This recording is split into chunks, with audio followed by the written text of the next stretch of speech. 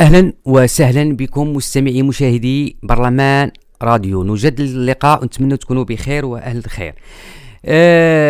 في جميع العديد من الحكومات منذ استقلال المغرب تنسمعوا الإدارة، إصلاح المنظومة ديال الإدارة أو الوظيفة العمومية، ولكن حنا دابا في 2021 في النهاية ديال 2021 مازال هذا الإشكال ديال إصلاح الإدارة مازال ما عطاناش الحلول الممكنة، رغم هذا القطاع جو وزراء، رغم هذا القطاع كان من الأولويات العديد من الحكومات، رغم أن هذا القطاع الآن وصل مسألة الرقمنة وعندنا وزارة بأن الآن في الحكومة الجديدة ديال الإدارة والرقمنة. تحديات على الإدارة العمومية مجموعة، كاين انتقادات تتوجه لها، ولكن أنا ما بغيتش نبقاو نناقشوا دائما كما توعدنا معكم في هذا البرنامج دائما بالصراحه والمصداقيه، ولكن تشوفوا مواطنين ومواطنات مازال تيعانيوا في الاداره العموميه، تيمشيو المقاطعات الحضاريه المقاطعات باش يغاليزوا الوراق، ورغم هادشي ديال ايغاليزيزو خرج فيه دوريه ديال رئيس الحكومه بانها خاص تقليل من هاد تصحيح الامضاءات ومن استعمال بعض الاجراءات اللي ما بقاش بان خاصها تبقى، ولكن تنشوفوا في المقاطعات باقي الازدحام، او ان هاد المقاطعات غير مجهزه بالمكاتب المناسبه او بتوفير بعض المعطيات. كذلك في مجموعه من الادارات، في العمالات، في الاقاليم، في الملحقات ديال القطاع التربيه والتكوين، المندوبيه ديال التربيه والتكوين ديال الشباب والرياضه، ديال مجموعه من الادارات العموميه باقي تنشوفوا واحد البيروقراطيه وواحد الاساليب اللي تنشوف ان ضيعنا فيها الوقت بزاف. علاش نشوفوا فينا هو مثلا الخطه الوطنيه لاصلاح الاداري كانت 2018 2021، هذه اخر خطه كانت دارتها الحكومه السابقه، ولكن تشوف هذه الحاصله ديالها ما واضحاش، بخصوص الميثاق التمركز الاداري ومراجعه القانون الاطار التنظيمي المحدد لتنظيم القطاعات الوزاريه وتاهيل التواصل المؤسساتي واعاده الهيكله الاصلاح الوظيفه واداره واصلاح الوظيفه العموميه وتطوير منظومه تقييم اداء الموظف وتدبير الزمن الاداري بالادارات العموميه وتفعيل قانون حق في الوصول الى المعلومه وكذلك التحول الرقمي وتخليق اداره. هذه مجموعه من الشعارات اللي جات في هذه الخطه الوطنيه اصلاح الاداره اللي تخسرت فيها ميزانيه مهمه، وقبل منا في حكومه اللي قبل من هذه كان واحد الورشه هي الحوار الجهوي والحوار الوطني على اصلاح الاداره، وكانت لقاءات جهويه وتخسرات فيها الفلوس كذلك. هاد المشاريع اللي نسموهم مشاريع اصلاح، ولكن النتيجه ديالها الان حنا نتكلموا عن النتائج. هاي حنا قرينا هاد الشعارات او هاد الخطه، هاد المحددات اللي جات، الاولويات اللي جات، ولكن تنشوفوا حنا كواقعيين تنقولوا الحقيقه والمصداقيه والصراحه. تنشوفوا في الادارات العموميه وانتم تتفاعلوا معنا في هذا اللقاء، في هذا النقاش، مازال تنشوفوا اغلب الادارات مازال فيها ضعف في الاداء، ضعف في الحكامه، ضعف في توفير الاطر او الموارد البشريه. تنلقاو اداره كبيره فيها جوج اللي في الكيشي او اللي تتواصلوا مع الناس، الناس شادين الصف بزاف. تلقاو كذلك الاداره في الواجهه ديالها مبدوها من الواجهه ما مصلوحاش، قد يبدلوا حتى الدرابو او يصبغوا الاداره وتوفر الشروط الصحيه، خصوصا ان تداعيات كورونا فرضات بان راه خاص تكون الشروط الصحيه وتوفر المجال ديال الاستقبال والمجال ديال الفضاء ديال الاستقبال. تندخلوا الاداره تلقاو الموظفين قلال او موظفين منشغلين باشياء اخرى. تنقول هذه الاقليه اللي تنشوفوا، باقيين تنتكلموا على الادارات اللي عندها علاقه كبيره بالمواطن. ما اغلبيه كاين اللي داروا داكشي ديال الاستقبال ديال الانتظار، كاين اللي خدام كاين اللي ما يخدمش، باش تاخذ التيكي ديالك وتسنى النوبه ديالك باش نتعلموا هذه القضيه. اللي تنشوفوا كاين اللي في الادارات نجحات فيها تاخذ التيكي ديالك وتشوف الوجهه اللي غادي فيها، هذيك مزيان هي ديال تحديد الادارات. ما كاين الانسان راه خصو يتسنى واش النوبه ديالو باش ما يجي واحد يدخل موراك ولا يمشي موراك وتتنوض الصداع ولا هذا، ولا يجي المدير ولا الرئيس يدخل عندك ويجيب له ملف اخر من هنا، وهذا تقول له هذا الشاو جاب له هذا جاب له. تنشوف هذه الاساليب هذه تضر نفسيا وتتخلق بعض المرات مشادات او فوضى واحتجاجات، وخصوصا ان الواقع الان الناس باغيين غير التنظيم العمليات ديال حصولهم على الوثائق.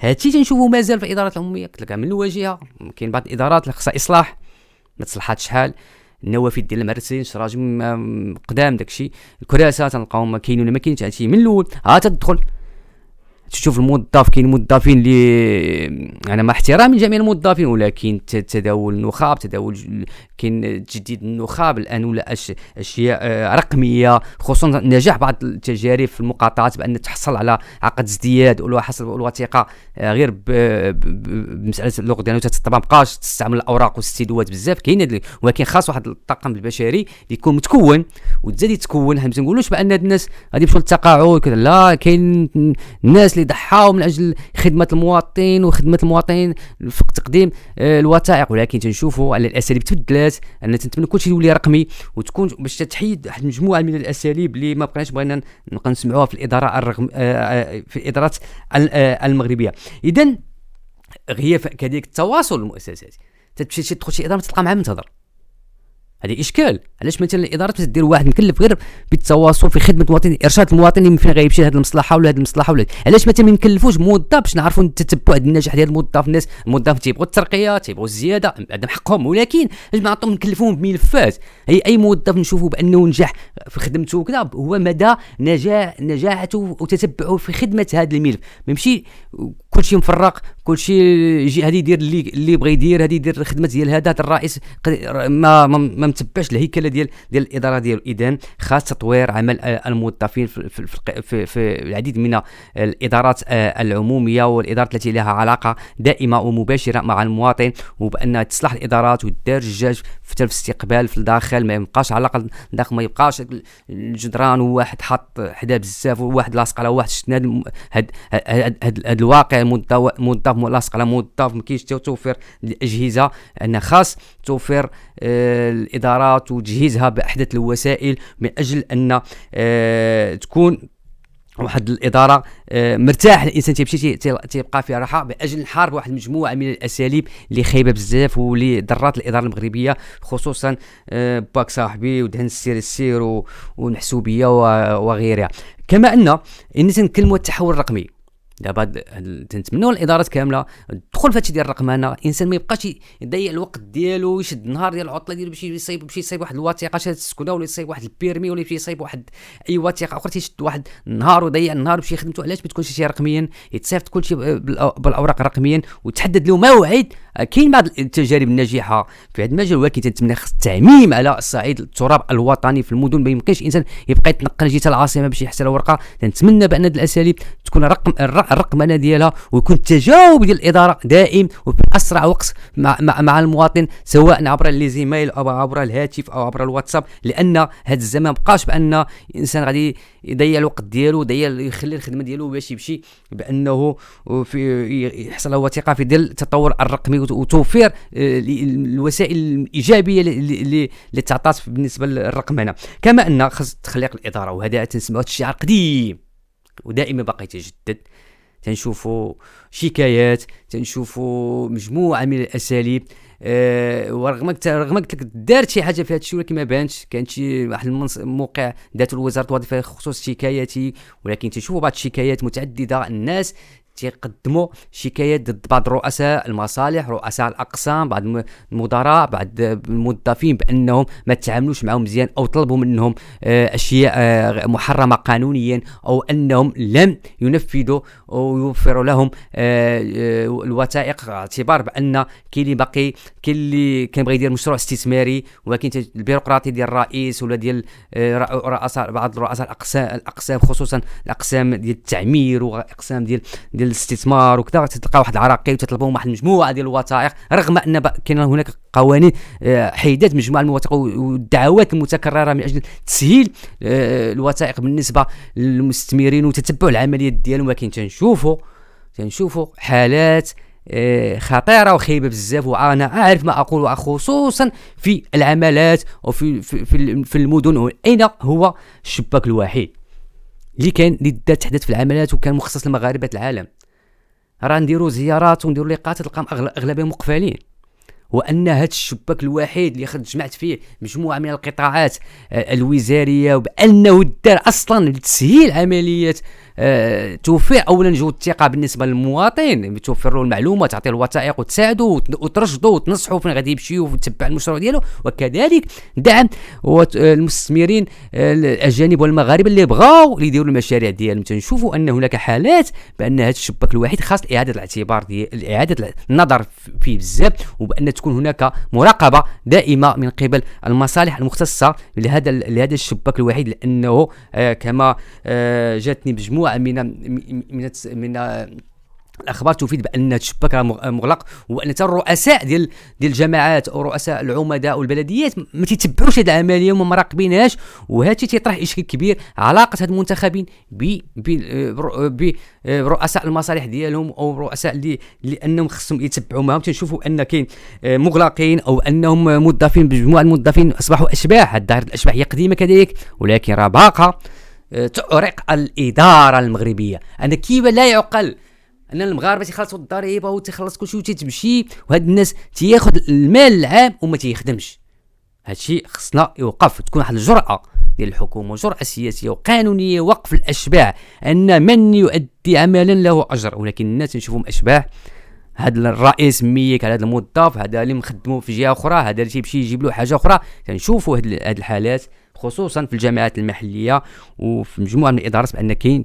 علاش ما ان هادشي خصو الرقمنه، دار الكاميرات ودار لي بوينتاج ودار كلشي، يكون شي على الصعيد المركزي وتتبعوا هذه العمليه. هاد الاشباح خصهم ما يبقاوش مشكل مطرح. ولكن نتمنى بان كما قلت بان هادشي تيخلي الهضر الزمن ان مجموعه بالموظفين باش يديروا هذه الخدمه ما كاينينش، او مثلا تقاعس وغياب غياب التنسيق بين الجهات المختصه.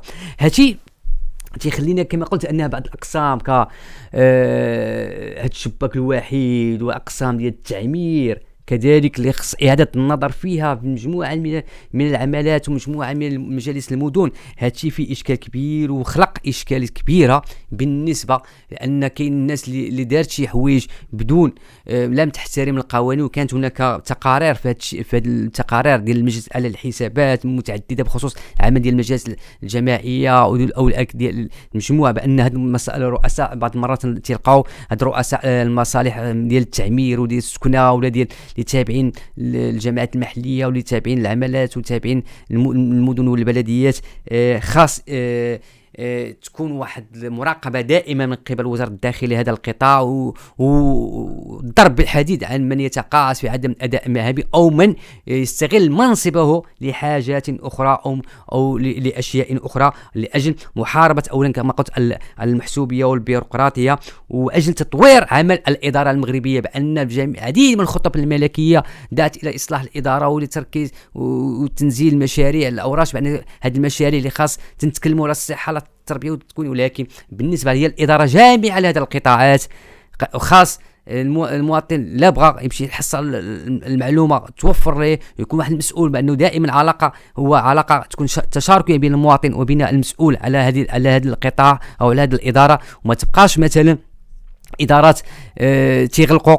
كاين اللي تلقى تيجي بوينتي تيمشي يشرب قهوه ما تيرجع بوينتي تمشي تلقى تيجي المواطن تيبقى يتسنى ما تيلقاش. هاد الانتظاريه في الادارات خصنا نقطعوا معها، هاد التقاعس في اداء المهام خصنا نقطعوا معها، هاد المحسوبيه والرشوه وغيرها خصها تقطع مع هادشي. وخاص عمل المراقبه ان كان هاد الرقمنه عطات هاد الايجابيات وتحد من هادشي، ولكن خاص تطوير هاد العمل الرقمنه في جميع الادارات العموميه من تجهيز وتربيه وطنيه وصحه وجماعات ترابيه وجماعات محليه، جميع القطاعات التي تعرف ضعف في الاداء الاداري. اذا مشروع مخطط التنموي الجديد راه ما يمكنش ننزلوه الا كما ناقشنا في حلقات سابقه اصلاح المنظومه التربيه والتكوين ومنظومه الصحه. الان المنظومه الاداره راه خاص تنزيل مشروع عميق وعاجل من أجل جعل الإدارة المغربية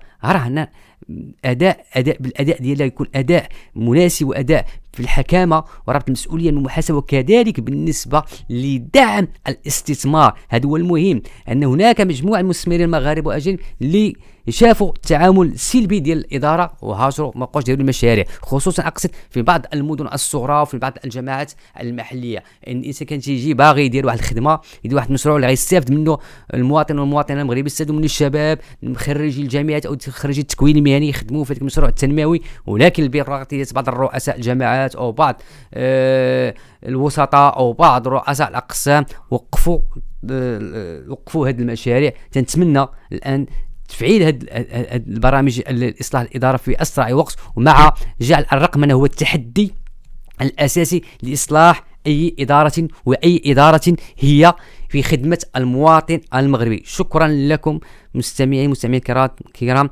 دائما عبر برنامج راديو بالصراحه والمصداقيه. نجدد اللقاء معكم في مناسبه اخرى.